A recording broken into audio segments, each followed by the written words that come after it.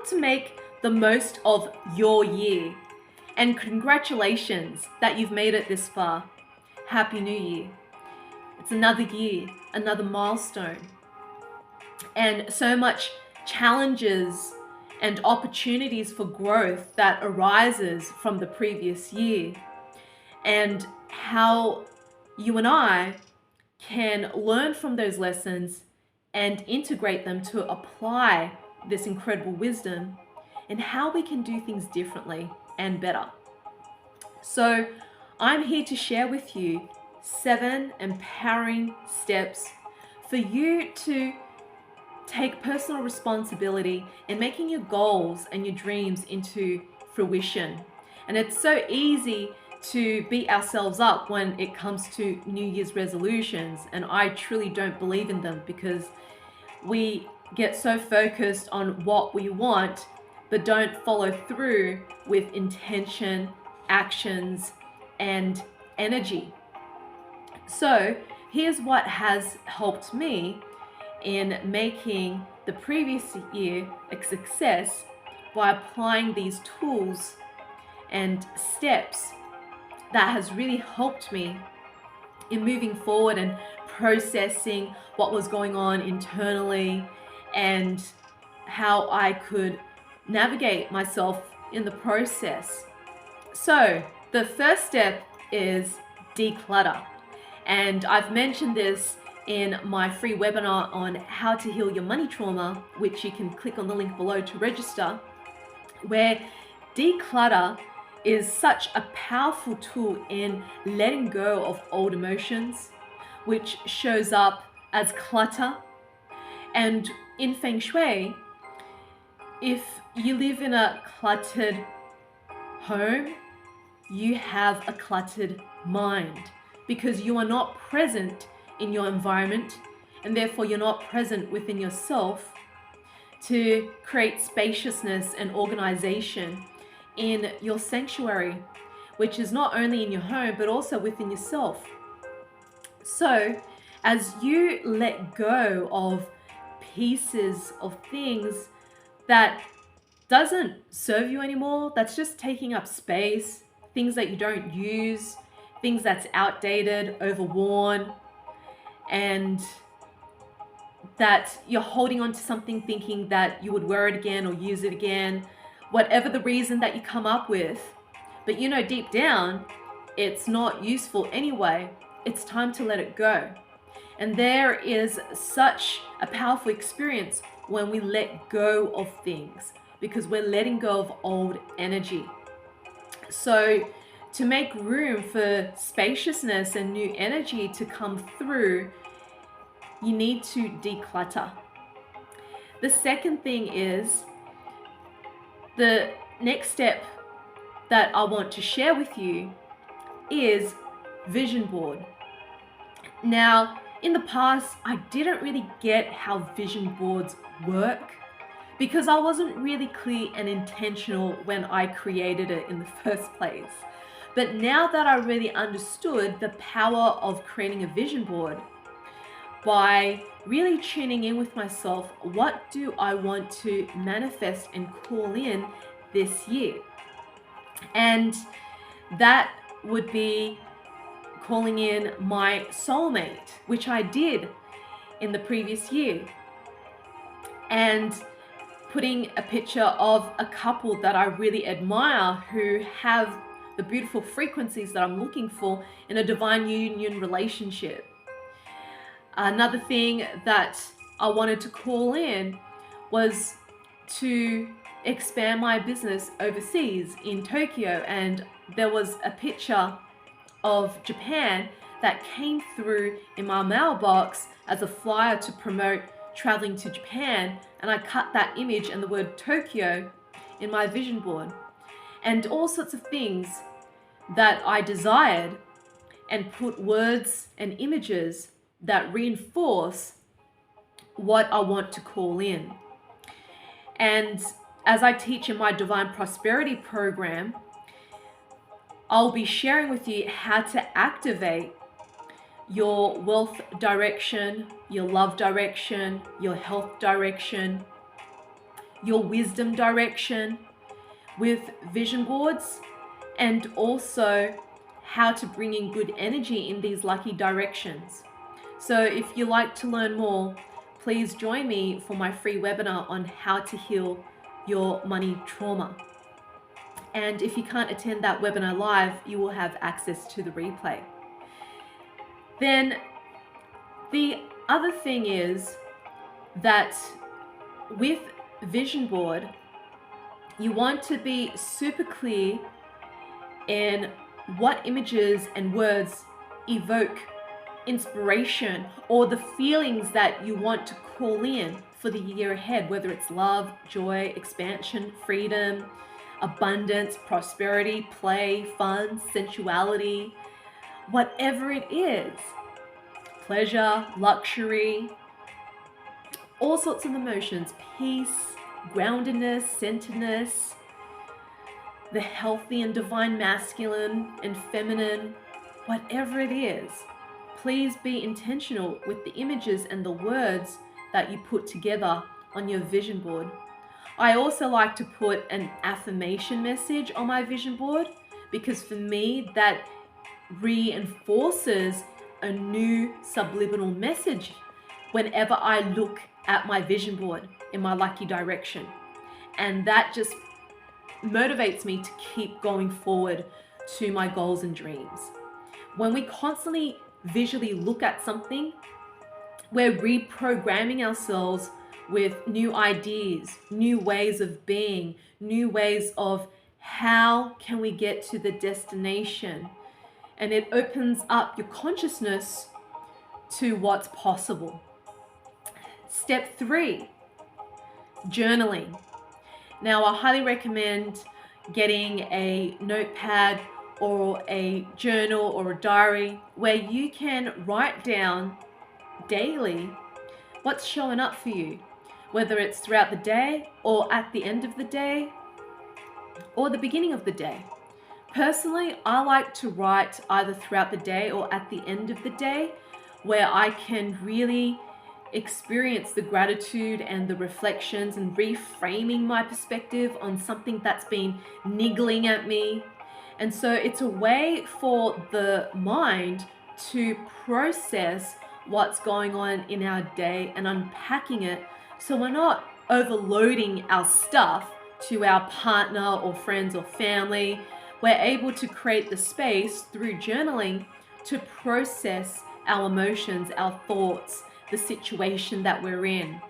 And so journaling has been a powerful tool for me in coming up with new ways of being, bringing myself back into the present moment, bringing myself clarity on a problem that I really need to solve. And it has really helped me to be more reflective and mindful with how I show up with people and how I need to show up for myself. Now, the 4th step is reflection.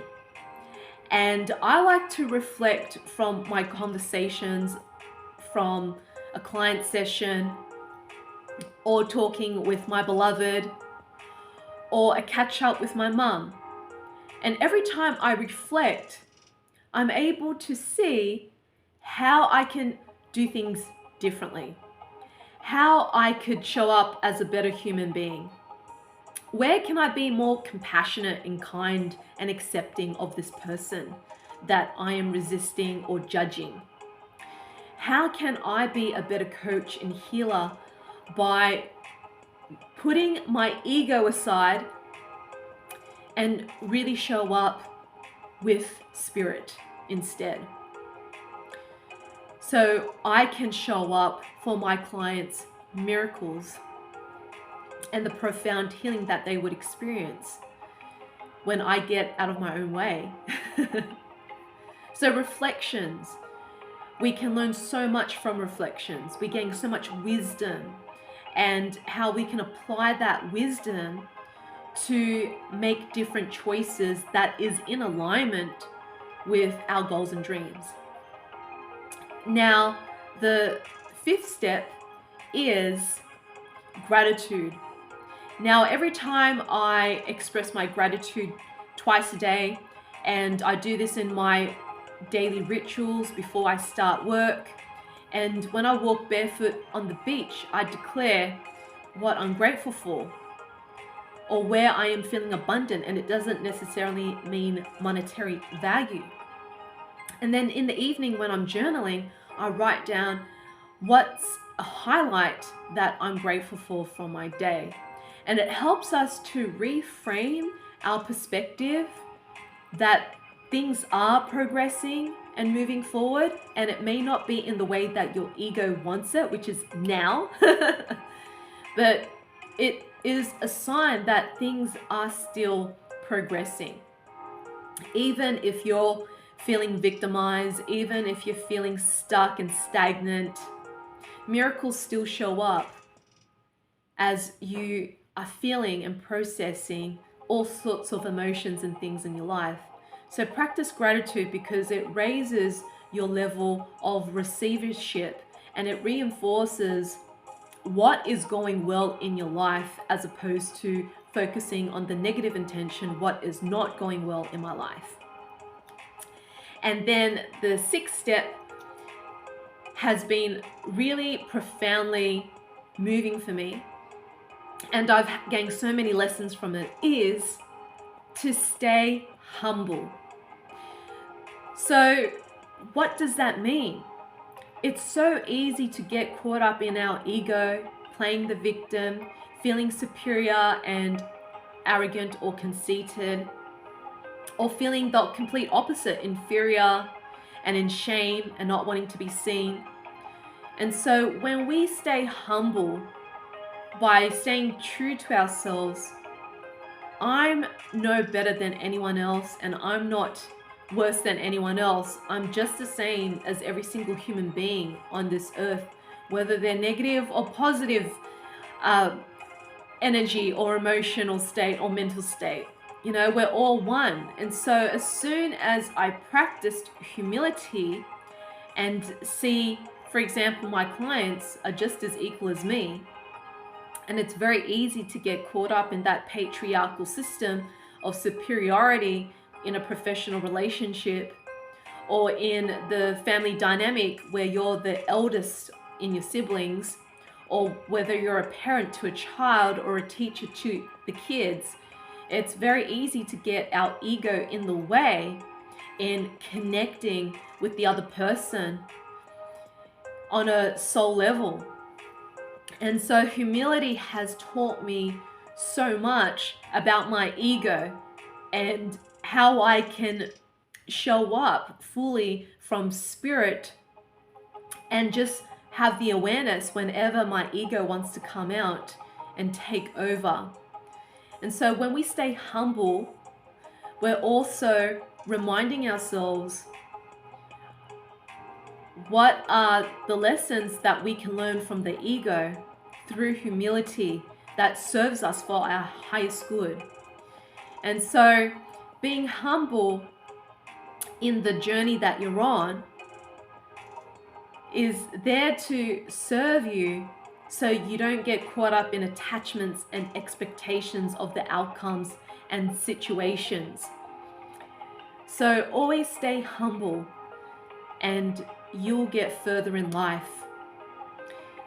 And the seventh and final step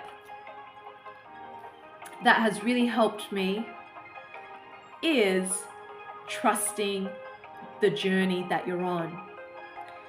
And trust has been such an incredible element in expanding my business to Tokyo or interstate in Adelaide, and not staying in my comfort zone in Sydney.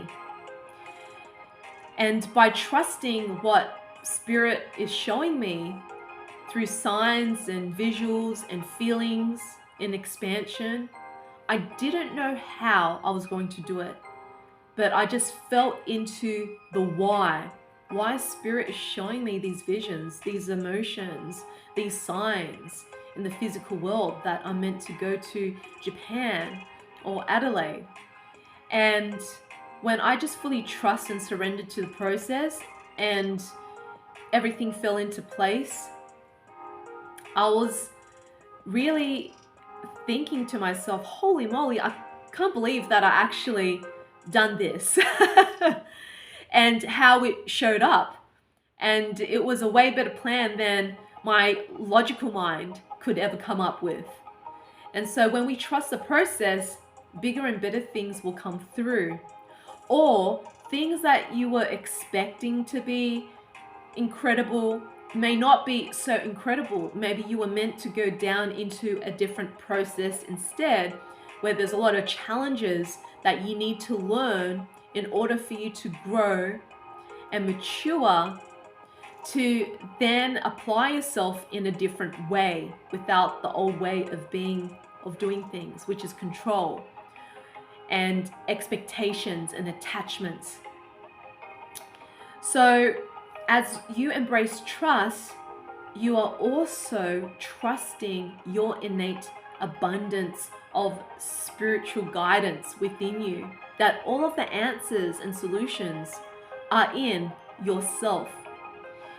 And as we peel layers of conditioning and control, the easier it is to really trust what is guiding us to our highest timeline. And getting to that highest timeline isn't all rainbows and butterflies. It can be a really difficult journey. And some of us need to go through that difficult journey to be able to see what we need to let go of in order to rise through it, to be able to get back onto that journey into our highest timeline. We need to be in alignment with our spirit to be able to keep moving forward into our highest timeline. And sometimes spirit can show us and pull us into a direction that is quite chaotic and confronting.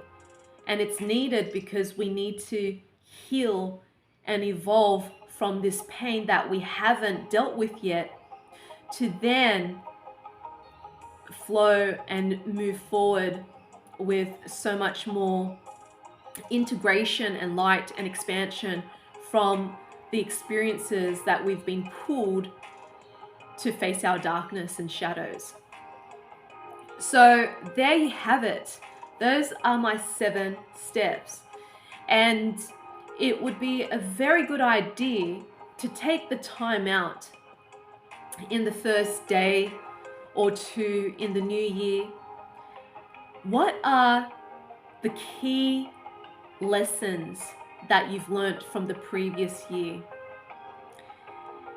What are the highlights or memorable experiences from the previous year? How have you grown from the previous year? How would you describe the previous year in 1 word?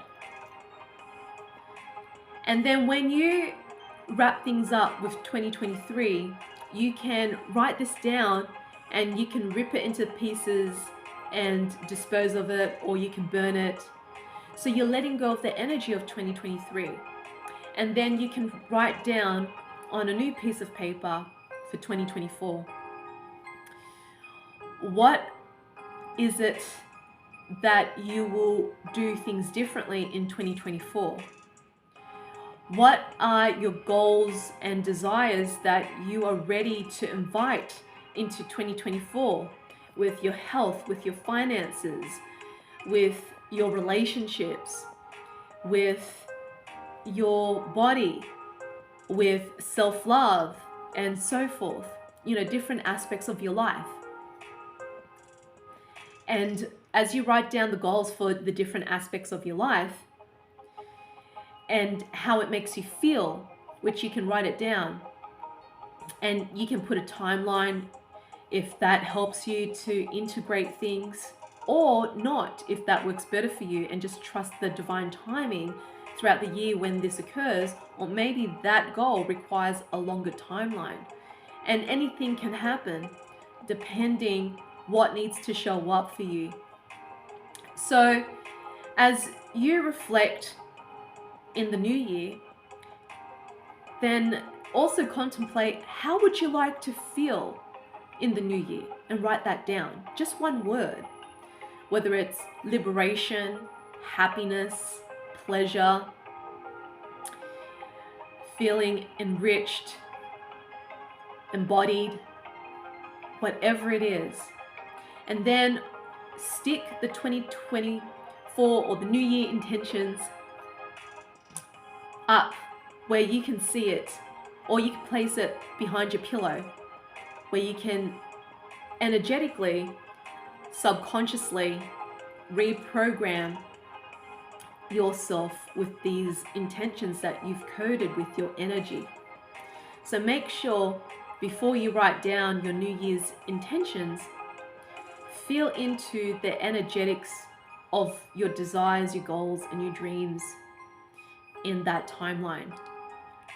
So if you feel that this has been quite helpful for you and you got something from this process that has truly helped me to make the previous year a successful year, and I'm really looking forward to the new year as well and applying all of these processes and how I can make it bigger and better, I would love for you to share in the comments below, what is at least one thing that you will apply for yourself from the 7 steps that I shared with you. And if you got something out of it, please give it a like. Subscribe to my YouTube channel so I can reach more incredible beings who are in need of this support and expansion. And feel free to share this video with your loved ones. And if you feel that you're quite stuck or resistant or lost with moving forward with this, perhaps there's an emotional or traumatic block or pattern that you're still experiencing and don't know how to get through it, I highly recommend you attend my Full Moon Ancestral Trauma Clearing Circle via Zoom. And you can click on the link below to book your spot in. I also have my upcoming events that is face-to-face in Sydney, Adelaide, Tokyo, and London, which is my Transforming Trauma 2-day workshop. And in this workshop, it's going to help you clear, shift, and start integrating from the healing process with your ancestors, your family dynamics, your childhood upbringing, and your past lives, with so many different healing modalities in a loving and compassionate and safe container that I will create with you and all of the other participants. So if you feel called to learn more or to join for this experience, please click on the links below. And you can also book a free clarity call with myself via Zoom to see if this is right for you. So there you have it, my love. May you be truly blessed with so much joy, prosperity, epic health, and so much love and peace from within and in your relationships.